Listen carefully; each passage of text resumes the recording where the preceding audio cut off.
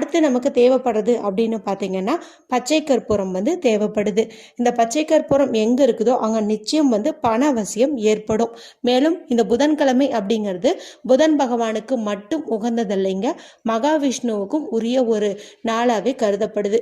அவருக்கு ரொம்ப ரொம்ப பிரியமான இந்த பச்சை கற்பூரத்தை இந்த நாளில் நம்ம பணவரவுக்காக பயன்படுத்தும் போது அற்புதமான பலன்கள் வந்து கிடைக்கும்.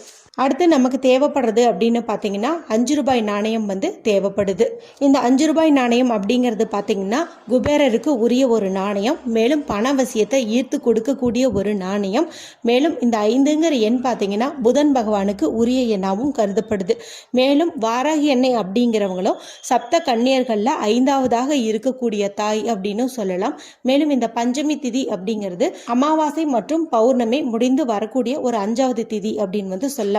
அதனால இந்த இடத்துல நம்ம 5 ரூபாய் நாணயத்தை பயன்படுத்தும் போது அற்புதமான